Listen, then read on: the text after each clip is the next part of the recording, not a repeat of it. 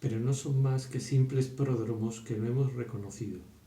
Pronto la separación momentánea y sonriente sucederá, la separación atroz y definitiva que, sin saberlo, hemos preparado.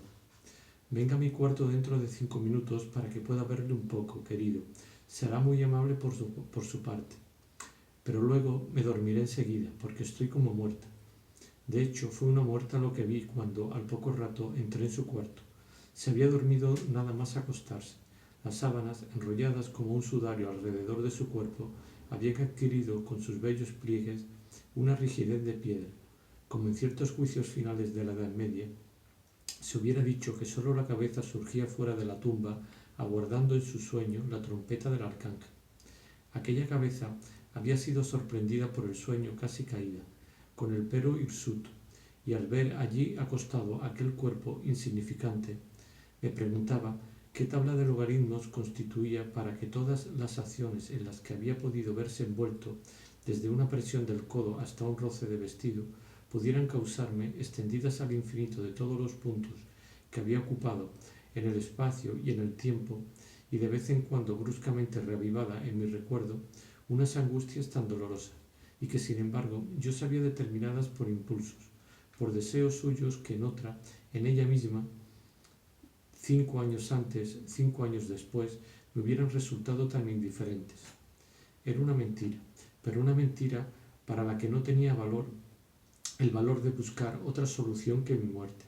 Permanecía así, con la pelliza que aún no me había quitado desde la vuelta de casa de los Verduri, delante de aquel cuerpo retorcido, de aquella figura alegórica, de que, de mi muerte, de mi obra, pronto empecé a oír su respiración regular. Fui a sentarme en el borde de su cama para hacer aquella cura calmante de brisa y de contemplación. Luego me retiré muy despacio para no despertarme. Era tan tarde que por la mañana recomendé a François andar muy despacio cuando tuvieran que pasar delante de su cuarto. Por eso François, convencida de que habíamos pasado la noche en lo que ella llamaba orgías, recomendó irónicamente a los demás criados no despertar a la princesa. Y eso era una de las cosas que yo temía, que François un día ya no pudiera contenerse, fuera insolente con Albertine y que esto trajera complicaciones a nuestra vida. François ya no estaba entonces como en la época en que sufría viendo a Eulalia, bien tratada por mi tía, en edad de soportar valientemente sus celos. Alteraban, paralizaban a tal punto el rostro de nuestra sirvienta que por momentos me preguntaba si, a consecuencia de alguna crisis de cólera, y sin que yo me hubiese dado cuenta, François no había tenido un pequeño ataque. Después de haber pedido así que se protegiese el sueño de Albertine, yo mismo no conseguí encontrarlo. Trataba de comprender cuál era el verdadero estado de ánimo de Albertine. Con la triste comedia que había representado, era un peligro real lo que había evitado, y realmente había tenido Albertine a veces, pese a que pretendía sentirse tan feliz en casa, la idea de querer su libertad, o por el contrario debía creer en sus palabras. ¿Cuál de las dos hipótesis era la verdadera?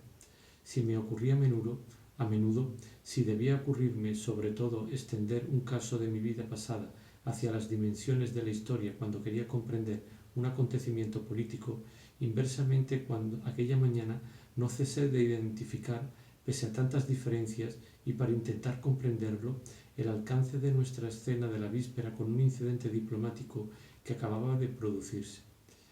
Quizá tenía derecho a razonar así, porque era muy probable que, sin darme cuenta, el ejemplo de Monsieur de Charlus me hubiera guiado en aquella escena falsa que tantas veces y con tanta autoridad le había visto representar, y por otra parte, aquella escena que era para él algo distinto de una inconsciente importación al ámbito de la vida privada de la tendencia profunda de su raza alemana, provocadora por astucia y por orgullo, guerrera en caso necesario.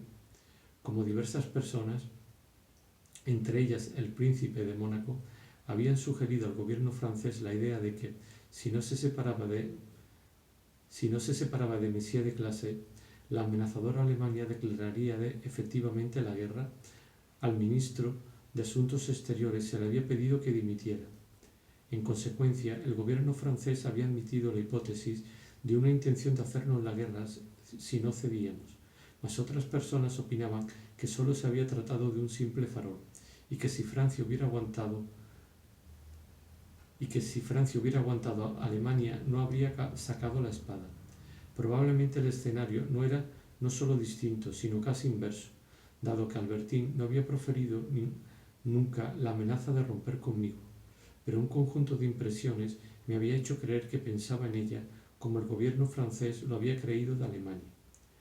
Por otra parte, si Alemania deseaba la paz, haber suscitado en el gobierno francés la idea de que quería la guerra era una habilidad controvertible y peligrosa. Verdad es que mi comportamiento había sido bastante hábil si lo que provocaba en Albertine bruscos deseos de independencia era la idea de que yo no me decidiera nunca a romper con ella. Y no era difícil de creer que no lo estuviese, negarse a ver en ella toda una vida secreta dirigida a la satisfacción de su vicio, nada más que por la rabia con que se había enterado de que yo había ido a casa de los Verduri, exclamando «estaba segura», y acabando por descubrirlo todo al decir «debía de estar en su casa Mademoiselle Vinteuil». Todo esto corroborado por el encuentro de Albertine y de Madame Verduri que André me había revelado. Pero sin embargo, me decía yo cuando trataba de ir contra mi instinto, esos repentinos deseos de independencia quizá eran causados, suponiendo que existieran, o terminarían siéndolo, por la idea contraria, a saber, que yo nunca había pensado en casarme con ella, que era cuando yo aludía, como sin querer, a nuestra próxima separación cuando decía la verdad, que de todas formas un día u otro la dejaría, convicción que mi escena de esa noche no había podido hacer sino reforzar y que podía terminar engendrando en ella esa resolución. Si debe ocurrir fatalmente un día u otro, tanto da acabar cuanto antes. Los preparativos de guerra que el más falso de los adagios preconiza para hacer triunfar la voluntad de paz, eran, en cambio, en primer lugar, la convicción en cada uno de los dos adversarios de que el otro quiere la ruptura, convicción que propicia la ruptura, y cuando ésta se ha producido, la nueva convicción en cada uno de los dos de que es el otro quien la ha querido. Incluso si la amenaza no era sincera, su éxito induce a renovarla. Mas el punto exacto hasta donde puede tener éxito el farol es difícil de determinar. Si uno va demasiado lejos, el que hasta entonces había cedido avanza a su vez. El primero, como ya no sabe cambiar de método, acostumbrado a la idea de que aparentar no temer la ruptura es la mejor manera de evitarla, como yo había hecho esa noche con Albertine, y por otra parte, prefiriendo por orgullo sucumbir antes que ceder, persevera en su amenaza hasta el momento en que ya nadie puede retroceder. El farol también puede estar mezclado con la sinceridad, alternar con ella, y es posible que lo que era un juego ayer se vuelva realidad mañana. También puede ocurrir, por último, que uno de los adversarios esté realmente decidido a la guerra, que Albertine, por ejemplo, tuviese antes o después la intención de no continuar aquella vida, o por el contrario, que la idea no se le hubiera ocurrido nunca y que mi imaginación lo hubiese inventado todo. Tales fueron las distintas hipótesis que consideré mientras ella dormía aquella mañana. Por lo que se refiere a la última, sin embargo, puedo decir que nunca, en los tiempos que siguieron, amenacé a Albertine con dejarla, salvo para responder a una idea suya de mala libertad, idea que ella no me expresaba pero que me parecía implícita en ciertos descontentos misteriosos, en ciertas palabras, en ciertos gestos, de los que esa idea era la única explicación posible y sobre los cuales Albertine se negaba a darme ninguna. Yo me limitaba a contrastarlos a menudo sin hacer ninguna alusión a una separación posible, esperando que derivasen de un mal humor condenado a terminar ese mismo día, pero a veces duraba sin remisión durante semanas enteras en las que Albertine parecía querer provocar un conflicto, como si en ese momento hubiera, en una región más o menos lejana, placeres que ella conocía, de los que la privaba su enclaustramiento en mi casa, y que la influían hasta que hubiesen terminado, como esas modificaciones atmosféricas que, incluso junto a nuestro fuego, actúan sobre nuestros nervios aun cuando se produzca tan lejos como las Islas Baleares. Esa mañana, mientras Albertín dormía, yo intentaba adivinar qué se escondía en ella. Recibí una carta en la que mi madre me expresaba su inquietud por no saber nada de mis decisiones con esta frase de Madame de Sévigné: en cuanto a mí, estoy convencida de que no se casará, pero entonces, ¿por qué turbar a esa joven con la que no se casará nunca? ¿Por qué correr el riesgo de hacerle rechazar partidos a los que ya no mirará sino con desprecio? ¿Por qué turbar el ánimo de una persona a la que le sería tan fácil evitar? Esta carta de mi madre me devolvía a la tierra. ¿Por qué voy a buscar un alma misteriosa, a interpretar un rostro y a sentirme rodeado de presentimientos que no me atrevo a profundizar? Me dije. Estaba soñando. La cosa es muy sencilla. Soy un joven indeciso y se trata de una de esas bodas que exigen cierto tiempo para saber si se harán o no. En ello no hay nada que afecte particularmente a Albertín. Esta idea me produjo un alivio profundo pero breve. Enseguida me dije, de hecho, si se considera el aspecto social, se puede remitir todo a la más vulgar de las gacetillas. Desde fuera quizá lo vería así, pero sé muy bien que lo verdadero, lo que por lo menos también es verdad, es todo lo que he pensado, es lo que he leído en los ojos de Albertín. Lo son los temores que me torturan, lo es el problema que me planteo sin tregua sobre Albertín. La historia del novio indeciso y de la boda rota puede corresponder con todo eso, como cierta crónica de teatro hecha por un gacetillero sensato puede resultar el argumento de una obra de Ibsen. Pero hay algo más que esos hechos que se cuentan. Cierto que ese algo más, si se sabe verlos, tal vez existen en todos los novios indecisos y en todas las bodas que se aplazan. Pero quizá hay misterio en la vida de todos los días.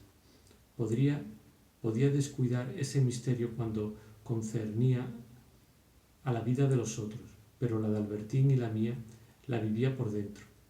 A partir de esa velada, Albertín no volvió a decirme, como había hecho en el pasado, sé que usted no confía en mí, trataré de disipar sus sospechas. Mas esa idea, que no expresó nunca, hubiera podido servir de explicación a sus menores actos.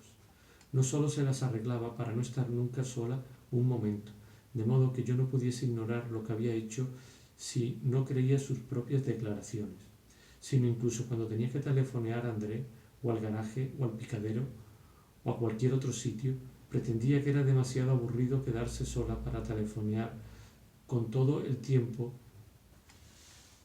que las damiselas tardaban en daros la comunicación, y se las arreglaba para que yo estuviese a su lado en ese momento, o en mi defecto François, como si hubiera temido que yo pudiese imaginar comunicaciones telefónicas reprobables destinadas a concertar citas misteriosas.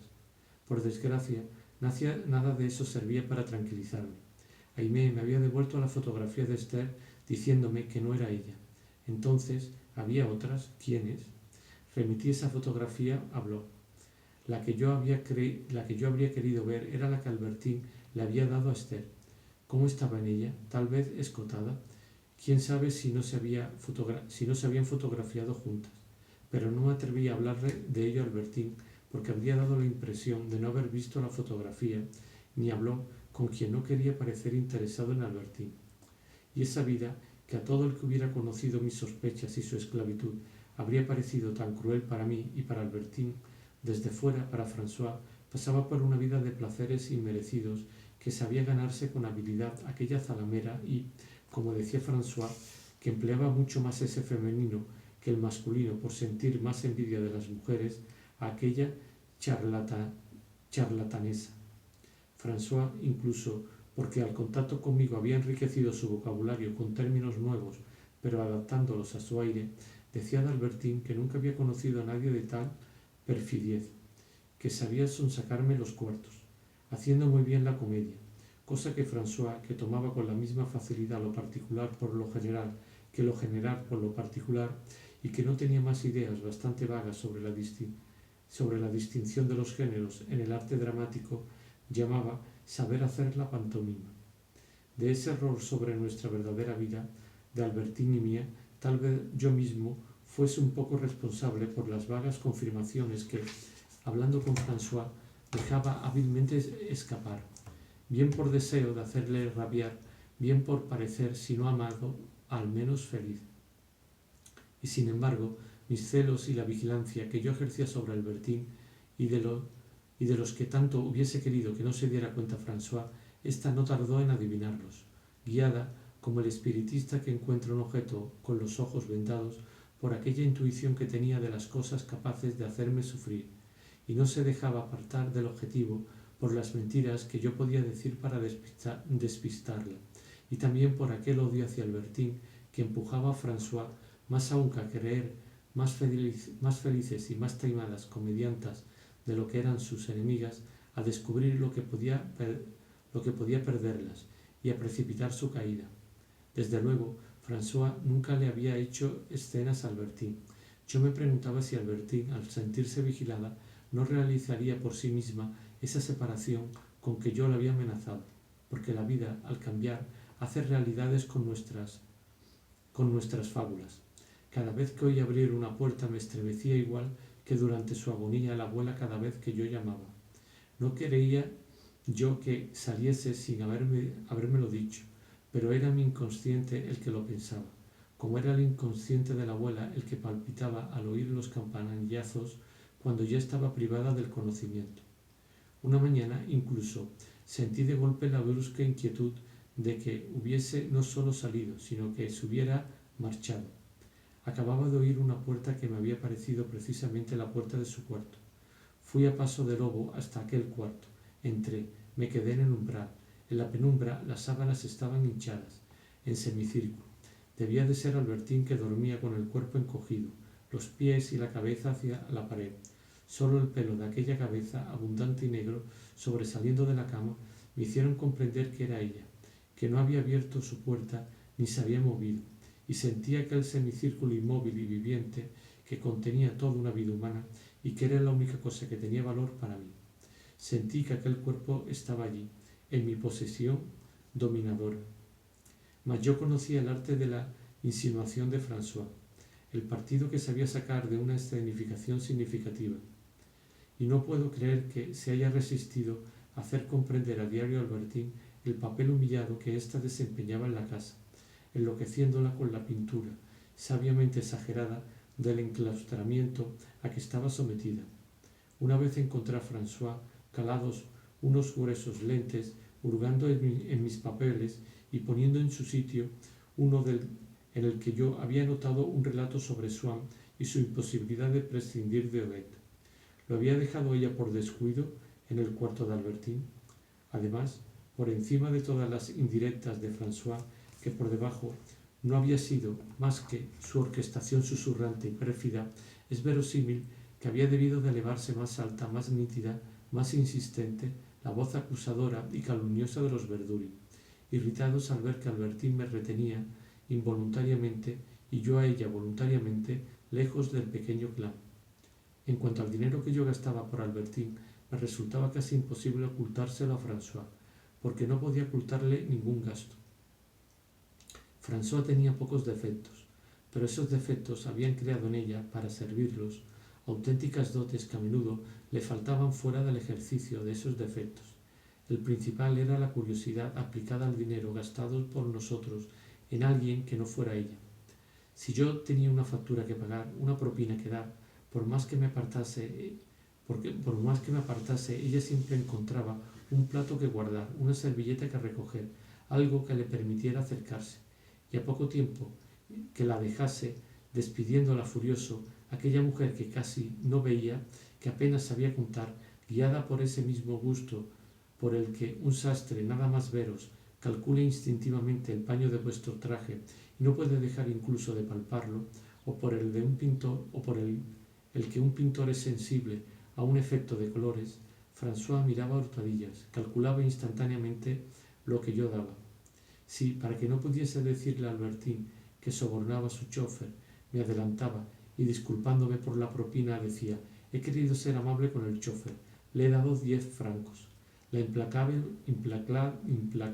François, a quien le había bastado una ojeada de vieja águila casi ciega, me respondía: no, el señor le ha dado 43 francos de propina.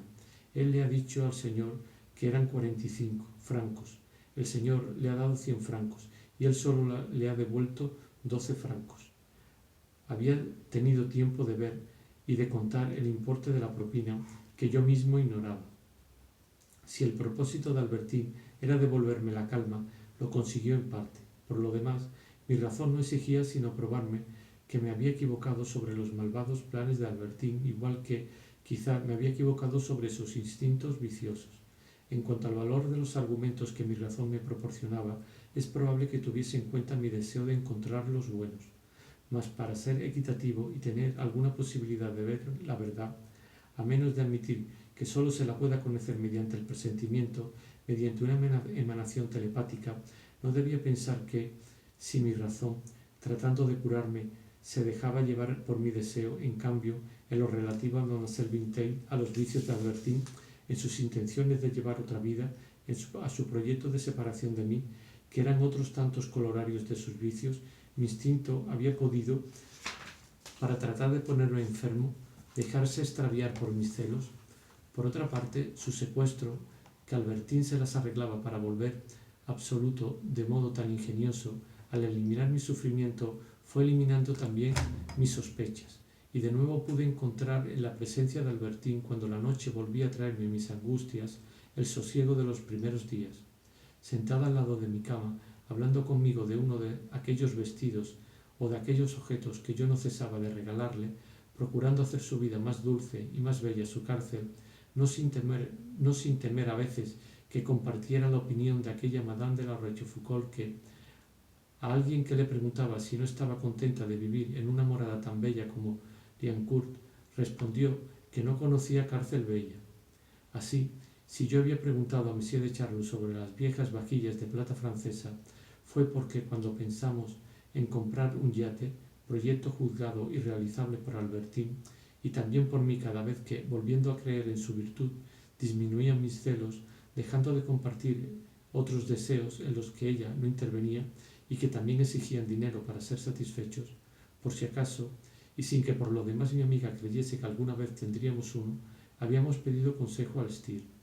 Pero al mismo tiempo que para la vestimenta femenina el gusto del pintor era refinado y difícil para el mobiliario de los yates. Solo admitía muebles ingleses y vajilla de plata antigua. Al principio Albertín solo había pensado en las toilettes y en el mobiliario.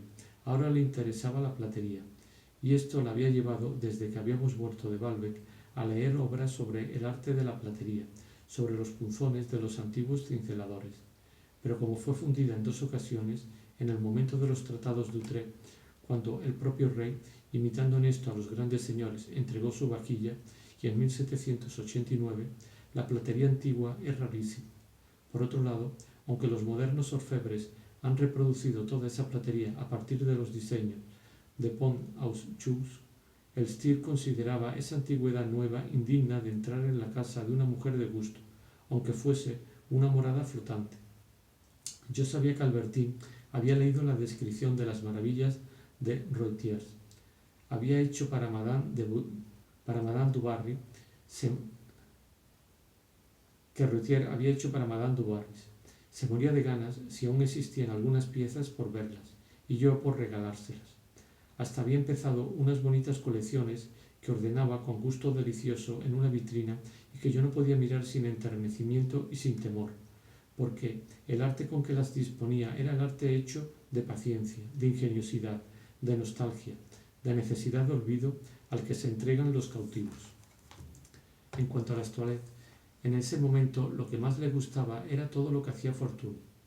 Estos vestidos de Fortuny, yo había visto a Mademoiselle Guermantes llevar unos, eran aquellos en los que el Stier, hablándonos de las magníficas vestimentas de los contemporáneos de él, Carpaccio y de Tiziano, nos había anunciado la próxima aparición, renacido de sus cenizas suntuosas, porque todo debe volver, como está escrito en las bóvedas de San Marco y como proclaman, bebiendo en las urnas de mármol y de jaspe de los capiteles bizantinos, los pájaros que significaban a un tiempo la muerte y la resurrección. En cuanto las mujeres empezaron a llevarlos, Albertín había recordado las promesas del Stier, los había deseado y teníamos que ir a elegir uno. Pero estos vestidos, si no eran de esos auténticamente antiguos con los que las mujeres de hoy en día parecen un tanto disfrazadas y que es más bonito guardar como una pieza de colección. Por otra parte, también yo los buscaba así para Albertín. Tampoco tenían la frialdad de la imitación de lo falso antiguo.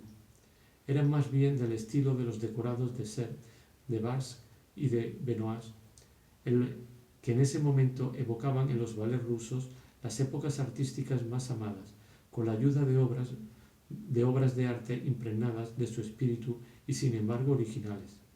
De este modo, los vestidos de Fortuny, fielmente antiguos pero poderosamente originales, hacían aparecer como un decorado y con mayor fuerza de evocación incluso que un decorado, puesto que el decorado estaba por imaginar la Venecia toda saturada de Oriente donde habrían sido llevados y de la que, mejor que una reliquia en el tesoro de San Marcos, evocaban el sol y la profusión de turbantes, su color fragmentado, misterioso y complementario. De aquel tiempo había perecido todo, mas todo renacía, evocado para relacionarlos entre sí con el esplendor del paisaje y el bullicio de la vida, con el resurgimiento parcelario y superviviente de las telas de las dogaresas.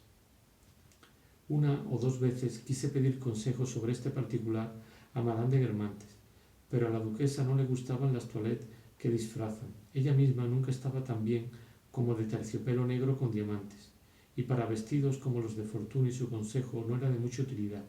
Además, al pedírselo, yo tenía escrúpulo de darle la impresión de ir a verla solo cuando por casualidad la necesitaba, mientras que desde hacía mucho rechazaba varias invitaciones suyas a la semana. Por otra parte, no sólo de ella las recibía con esa profusión. Cierto que ella y muchas otras mujeres siempre habían sido muy amables conmigo, pero mi enclaustramiento había centuplicado, desde luego, esa amabilidad. En la vida mundana, reflejo insignificante de lo que ocurre en el amor, la mejor manera de que a uno lo busquen es, al parecer, negarse. Un hombre calcula, para complacer a una mujer, todas las características gloriosas que puede citar en su favor.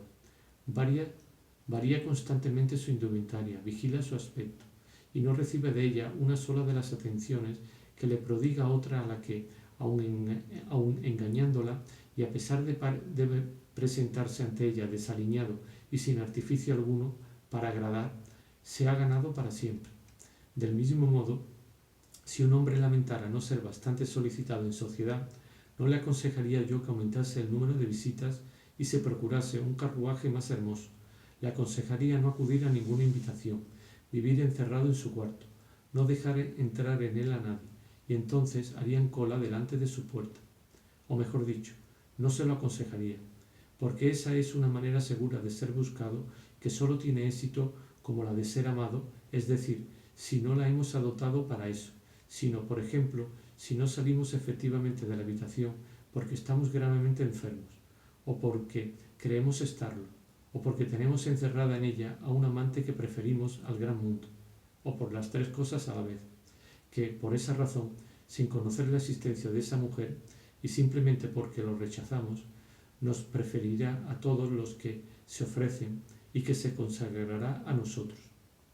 A propósito de habitación, pronto tendremos que ocuparnos de su robe de chambre de Fortuny, le dije a Albertín, y desde luego, para ella que las había deseado tanto tiempo, que las elegiría detenidamente conmigo, que había reservado de antemano su sitio no solo en sus armarios, sino en su imaginación, de las que, para decidirse entre tantas otras, amaría cuidadosamente cada detalle, sería algo más que para una mujer demasiado rica, que tiene más vestido de los que desea y ni siquiera los mira. Sin embargo, a pesar de la sonrisa con que Albertín me dio las gracias diciéndome «Es usted demasiado amable», noté lo cansado y hasta triste de su gesto. A veces incluso, mientras esperábamos a que estuvieran acabadas las que deseaba, hacía que me prestasen algunas, e incluso en ocasiones no solo las telas, y envolviéndola con ellas, vestía Albertín que paseaba por mi cuarto con la majestad de una dogaresa y de una maniquí. Solo que mi esclavitud parisiense se me había vuelto más pesada a la vista de aquellos vestidos que para mí evocaban Venecia. Cierto, Albertín era mucho más prisionera que yo. y era curioso cómo a través de los muros de su cárcel el destino que transforma a los seres había conseguido pasar, cambiarla en su esencia misma y hacer de la muchacha de Baalbek una enojosa y dócil cautiva. Sí, los muros de la cárcel no habían impedido a esa influencia atravesarlos. Hasta es posible que ellos mismos la hubieran producido. Ya no era la misma Albertine, porque no estaba como en Baalbek, incesantemente en fuga sobre su bicicleta, inencontrable debido a la cantidad de pequeñas playas donde iba a dormir a casa de sus amigas y en las que, por otra parte, sus mentiras la hacían más difícil de alcanzar, porque encerrada en mi casa, dócil y sola, ya no era, incluso cuando conseguía encontrarla en Baalbek, lo que era en la playa, un ser huidizo, prudente y astuto, cuya presencia se prolongaba con tantas citas, habitualmente disimuladas por ella, que hacían amarla porque hacían sufrir, un ser en el que, bajo su frialdad con los demás y sus respuestas triviales, se sentía la cita de la víspera y la del día siguiente, y para mí rodeado de desdén y de astucia, porque el viento del mar ya no hinchaba sus vestidos, porque, sobre todo, yo le había cortado las alas y ella había dejado de ser una victoria. Era una pesada esclava de la que habría querido deshacerme. Entonces, para cambiar el curso de mis pensamientos, en vez de empezar con Albertine una partida de cartas o de damas, le pedí que me tocara un poco de música. Yo me quedaba en la cama y ella iba a sentarse al fondo del cuarto delante de la pianola, entre los montantes de la biblioteca. Escogía trozos completamente nuevos o que solo me había tocado una o dos veces, porque, empezando a conocerme, sabía que solo me gustaba proponer a mi atención lo que todavía me resultaba oscuro, y poder, en el curso de aquellas sucesivas ejecuciones, relacionar unas con otras, gracias a la luz creciente más por desgracia desnaturalizadora y extraña de mi inteligencia, las líneas fragmentarias e interrumpidas de la construcción, al principio casi sepultadas en la bruma. Ella sabía, y creo yo que comprendía, la alegría que daba las primeras veces a mi mente ese trabajo de modelado de una nebulosa todavía informe, y mientras tocaba de la múltiple cabellera de Albertine, yo no podía ver más que una coda de pelo negro en forma de corazón aplicada a lo largo de la oreja como el moño de una infanta de Velázquez. Así como el volumen de aquel ángel músico estaba constituido por los trayectos múltiples entre los diferentes puntos del pasado que su recuerdo ocupaba en mí y sus diferentes sedes, desde la vista hasta las sensaciones más internas de mi ser, que me ayudaban a descender hasta la intimidad del suyo. La música que tocaba también tenía un volumen, producido por la desigual visibilidad de las distintas frases, según que yo hubiera conseguido más o menos aclararlas y relacionar unas con otras las líneas de una construcción que al principio me había parecido casi totalmente sumida en la niebla. Albertine sabía que me complacía no proponiendo a mi pensamiento sino cosas todavía oscuras y el modelado de esas nebulosas.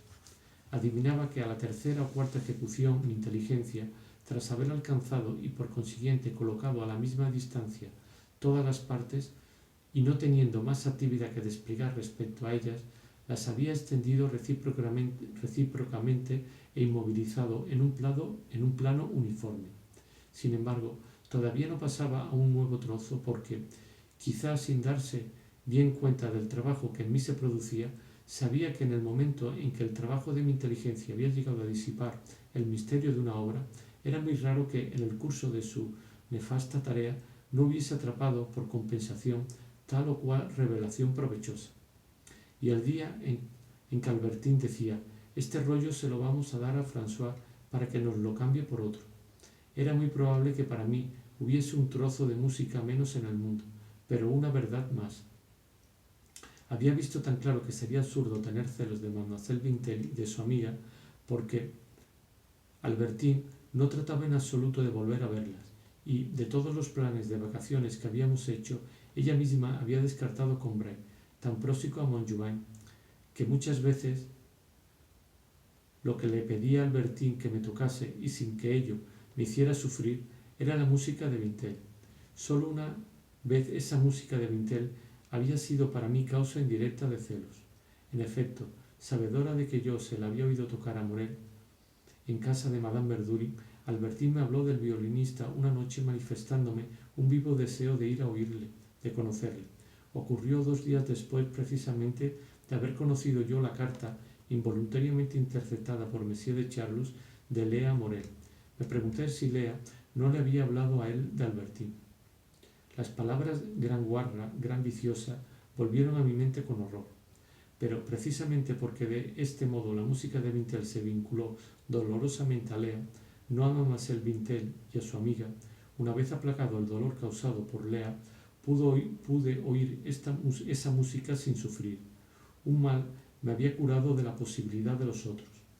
En la música oída en casa de Madame Verdurin, ciertas frases inadvertidas, larvas oscuras entonces indistintas, se volvían deslumbrantes arquitecturas, y se volvían amigas otras que yo apenas había distinguido, que en el mejor de los casos me habían parecido feas y de las que, como de esas personas al principio antipáticas, nunca había creído que fuesen tal como se las descubre una vez que se las conoce bien. Entre ambos estados había una verdadera transmutación. Por otro lado, ciertas frases nítidas la primera vez, pero que entonces no había reconocido, las identificaba ahora con las frases de otras obras, como esa frase de la variación religiosa para órgano que en casa de Madame Verdurin me había pasado inadvertida en el septeto, en el que, sin embargo, Santa, que hubiese descendido las gradas del santuario, se hallaba incorporada a las hadas familiares del músico. Por otro lado, la frase que me había parecido demasiado poco melódica, demasiado mecánicamente rítmica, de vacilante júbilo de las campanas del mediodía, era ahora la que más apreciaba, bien porque me hubiese habituado a su fealdad, bien porque hubiera descubierto su belleza. Esta forma de reaccionar a la decepción que causan al principio las obras maestras podemos atribuirlas de hecho a un debilitamiento de la impresión inicial, o al esfuerzo necesario para dilucidar la verdad. Dos hipótesis que se plantean para todas las cuestiones importantes, las cuestiones de la realidad del arte, de la realidad, de la eternidad del alma, en una elección que hay que hacer entre ellas. Y en el caso de la música de Bintel, esa elección volvía a ponerse en todo momento bajo muchas formas. Por ejemplo, esa música me parecía una cosa más verdadera que todos los libros conocidos. Por momentos pensaba que eso dependía de que, al no ser sentido en formas de ideas, lo que experimentamos en la vida, en su traducción literaria, es decir, intelectual, la que da cuenta, lo que lo explica y lo analiza, pero que lo recompone como la música, pero no lo recompone como la música, donde los sonidos parecen tomar la inflexión del ser, reproducir esa pauta interior y extrema de las sensaciones, que es la parte que nos da esa ebriedad específica que volvemos a encontrar de vez en cuando y que, cuando decimos qué buen tiempo, qué estupendo sol, no damos a conocer en absoluto al prójimo, en quien el mismo sol y al mismo tiempo despiertan vibraciones totalmente distintas. En la música de Bintel había así visiones de esas que es imposible expresar y está casi prohibido contemplar, porque cuando en el momento de dormirnos recibimos la caricia de su real encantamiento, en ese mismo momento en que la razón ya nos ha abandonado, los ojos se sellan y, antes de haber tenido tiempo de conocer no solo lo inefable, sino lo invisible, nos dormimos. Me parecía incluso, cuando me dejaba llevar por esa hipótesis en que el arte sería real, que lo que la música puede expresar no era sólo la simple alegría nerviosa de un buen tiempo o una noche de opio, sino una ebriedad más real, más fecunda, al menos por lo que yo presentía. Mas no es posible que una escultura, una música capaz de dar una emoción que sentimos más elevada, más pura, más verdadera, no corresponda a cierta realidad espiritual. De otro modo la vida carecería de sentido. Así, nada se parecía más a una bella frase de Bintel, a ese placer particular que algunas veces había sentido en mi vida por ejemplo, ante los campanarios de Martinville, ante ciertos árboles de un campanario de Balbec, o más simplemente al principio de esta obra bebiendo cierta taza de té. Como aquella taza de té, tantas sensaciones de luz, los rumores claros, los ruidosos colores que Vintel nos enviaba desde el mundo en que componía, paseaban delante de mi imaginación con insistencia pero con demasiada rapidez para que esa imaginación pudiera aprender algo que yo podría comparar con la sociedad embalsamada, con la sedosidad embalsamada de un geranio, solo que, mientras en el recuerdo esa vaguedad puede, si no ser profundizada, al menos precisada gracias a una localización de circunstancias que explican por qué determinado sabor ha podido recordarnos sensaciones luminosas, las sensaciones vagas surgidas por Vintel provenían no de un recuerdo, sino de una impresión, como la de los campanarios de Martin. Para la fragancia de geranio de su música habría sido necesario encontrar no una explicación material, sino el equivalente profundo, la fiesta desconocida y coloreada, de la que sus obras parecían los fragmentos sueltos, las astillas de fracturas escarlatas, modo por el que oía y proyectaba fuera de sí el universo.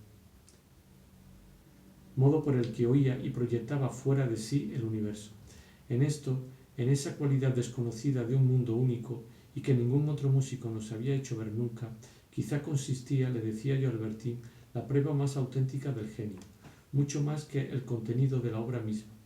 Incluso en literatura, me preguntaba Albertín, incluso en literatura. Y volviendo a pensar en la monotonía de las obras de Vintel, le explicaba a Albertín que los grandes escritores nunca han hecho más que una sola obra, o mejor dicho, han refractado a través de diversos medios una misma belleza que ellos aportan al mundo. Si no fuera tan tarde, pequeña, le decía yo, se lo demostraría en todos los escritores que usted lee mientras yo duermo. Le demostraría la misma identidad que en Vintel. Esas frases tipos que usted, mi pequeña Albertín, empieza a reconocer como yo, idénticas en la sonata, en el septeto, en las demás obras, serían, por ejemplo, si usted quiere, en Barbey, Daureville, una realidad oculta revelada por una huella material, la rojez fisiológica de la embrujada, de Aimé de Saint, de la Claude, la mano del Rideau Cramoisy, las viejas usanzas, las viejas costumbres, las viejas palabras, los oficios antiguos y singulares tras los que está el pasado, la historia oral hecha por los pastores ante el espejo, las nobles ciudades normandas perfumadas de Inglaterra y bellas como una aldea de Escocia, los que lanzan maldiciones contra las que nada se puede, la Bellini, el pastor, una misma sensación de ansiedad en un paisaje. Se trata de una mujer que busca a su marido en un Biel Maitres o el marido de L'Ensorcecle, que recorre la landa y la embrujada misma al salir de misa. Las frases tipo de Vintel siguen siendo esa geometría del cantero en las novelas de Thomas Hardy. Las frases de Vintel me hicieron pensar en la pequeña frase. Y le dije a Albertín que esta había sido como el himno nacional del amor de Swann y de Odette, los padres de Gilbert, a la que usted conoce según creo. Usted me dijo que era una joven de malas costumbres. ¿No trató incluso de tener relaciones con usted? Ella me habló de usted. Sí, como sus padres mandaban el coche a buscarla a clase cuando el tiempo era demasiado malo, creo que una vez me llevó a casa y me besó. Dijo al cabo de un momento, riendo y como si fuera una confidencia divertida. Me preguntó de repente si me gustaban las mujeres, pero si solo creía recordar que Gilbert la había llevado a casa, ¿cómo podía decir con tanta precisión que Gilbert le había hecho aquella extraña pregunta? Hasta se me ocurrió, no sé por qué, extravagante idea de engañarla y le respondí que sí. Se habría dicho que Albertín temía que Gilbert me lo hubiera contado y que no querría que yo comprobase que me mentía. Pero no hicimos nada de nada. Si habían cambiado esas confidencias, era raro que no hubiesen hecho nada, sobre todo porque antes de eso incluso se habían besado en el coche al decir de Albertín. Me llevó así a casa 4 o 5 veces, quizá alguna más, y eso es todo. Me costó mucho no hacer ninguna pregunta, pero dominándome para dar la impresión de no conceder a todo eso ninguna importancia, volví a los canteros de Thomas Hall. Recordará usted bastante en Jude el Oscuro, y habrá visto en La Amada los bloques de piedra que el padre extrae de la isla y que ven barcas amontonarse en el taller del hijo, donde se convierten en estatuas. En los ojos azules, el paralelismo de las tumbas y también la línea paralela de la barca, y los vagones contiguos en que están los dos enamorados y la muerte, y el paralelismo entre La Amada, donde el hombre ama a 3 mujeres, los ojos azules, donde la mujer ama a 3 hombres, etc. Y por último, todas esas novelas que pueden superponerse unas a otras como las casas apiñadas verticalmente en altura sobre el suelo pedregoso de una isla. No puedo hablarle así en un minuto de los más grandes, pero podrá ver usted en Stendhal cierto sentimiento de la altitud vinculado a la vida espiritual, el lugar elevado en que está preso Julien Sorel, la torre en cuya cima está encerrado Fabrice, el campanario donde el abad Blanc se dedica a la astrología y desde el que Fabrice goza de una vista tan bella. Me dijo usted que había visto ciertos cuadros de Vermeer. Se habrá dado cuenta, por supuesto, de que son los fragmentos de un mismo mundo, de que siempre se trata, cualquiera que sea el genio con que haya sido recreada, de la misma mesa, la misma alfombra, la misma mujer, la misma nueva y única belleza. Enigma para esa época en que nada se le parece ni nada la explica si, en vez de procurar emparentarlo por los temas, se quiere captar la impresión particular producida por el color. Pues bien, esa belleza nueva sigue siendo idéntica en todas las obras de Dostoyevsky. La mujer de Dostoyevsky, tan peculiar como una mujer de Rembrandt, con su rostro misterioso y cuya belleza afable se trueca bruscamente como si hubiera representado la comedia de la bondad en una insolencia terrible, aunque en el fondo parece ser más bien buena. No es siempre la misma, se trata de Natasha Filipovna, escribiendo cartas de amor a Aglaya y confesándole que la odia, o en una visita totalmente idéntica a esta, también a la vista en que Natasha Filipovna insulta a los padres de Gania. Gruchevska, tan gentil en casa de Ekaterina Ivanova, tan como terrible la había creído ésta, luego bruscamente revelando su maldad, insultando a Ekaterina Ivanova. Y aunque Gruchevska fuese buena en el fondo, Gruchevska, Natasha, figuras no menos originales, no menos misteriosas, no sólo que las cortesanas de Carpaccio, sino que la Betsabé de Rembrandt. Fíjese que desde luego él no supo que ese rostro deslumbrante, doble, con bruscas llamaradas de orgullo, hace surgir una mujer distinta de lo que es. Tú no eres así, le dice Michin a Natasha en la visita a los padres de Gania, y a Alyosha podría decírselo a Gruchevska a la visita a Ekaterina Ivanova. Y en cambio, cuando quiere tener ideas de cuadro, siempre son estúpidas, y a lo sumo se traducían en los cuadros en que Muscasi querría representar a un condenado a muerte en el momento en que, etc. La Virgen en el momento en que, etc.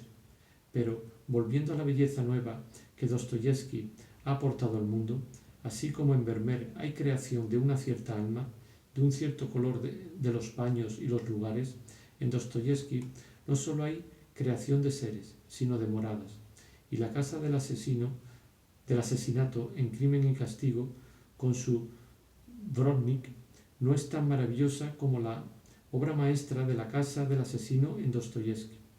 Esa sombría y tan larga y tan alta y tan vasta casa de Rogozin, donde éste mata a Natasha Filipovna. Esta belleza nueva y terrible de una casa, esa belleza nueva y mixta de un rostro de mujer, es lo que Dostoyevsky ha aportado de único al mundo, y las comparaciones que los críticos literarios pueden hacer entre él y Gogol o entre él y Paul de Kock no tienen ningún interés por ser extremas a esa belleza, por ser externas a esa belleza secreta.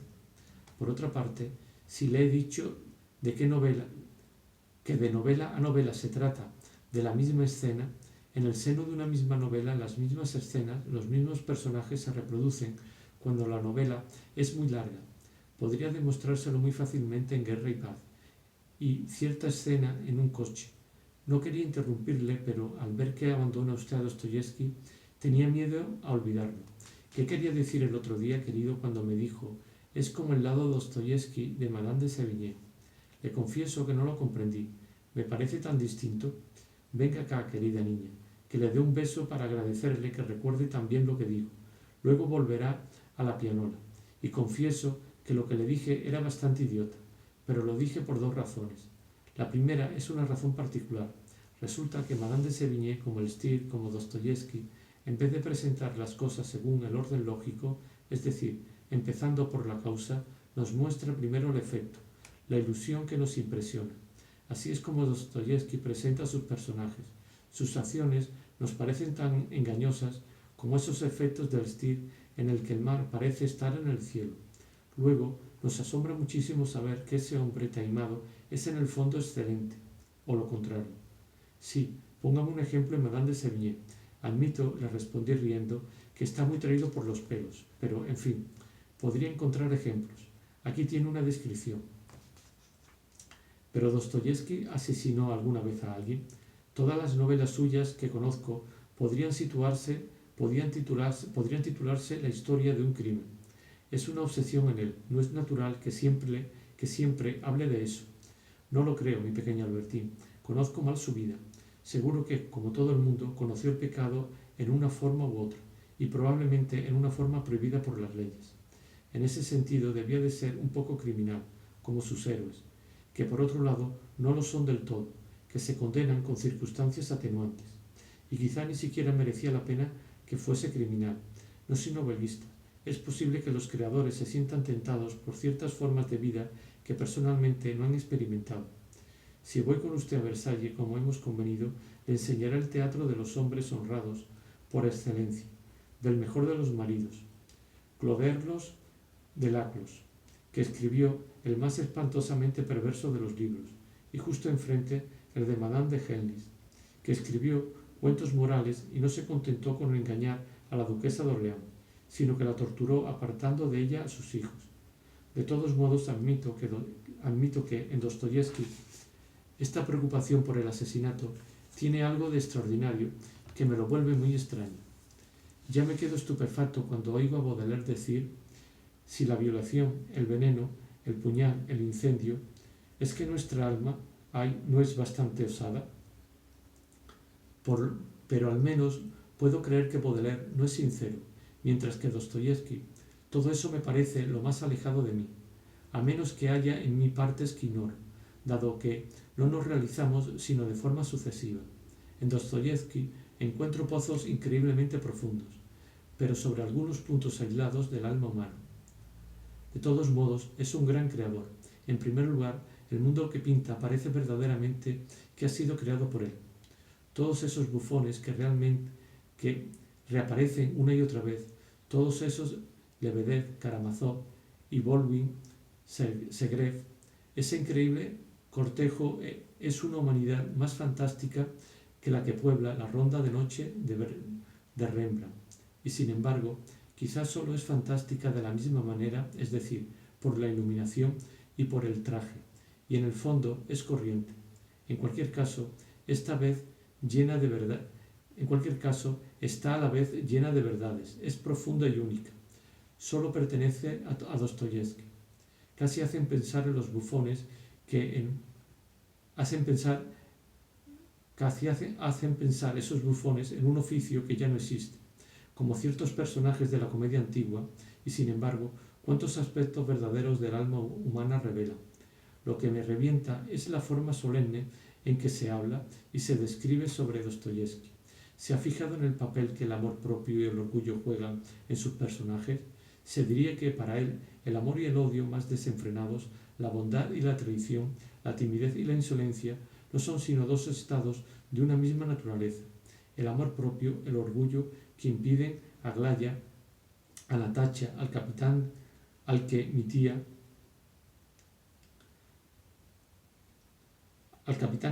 tira de la barba, a Krasotkin, el enemigo amigo de Alyosha, mostrarse tal como son en realidad.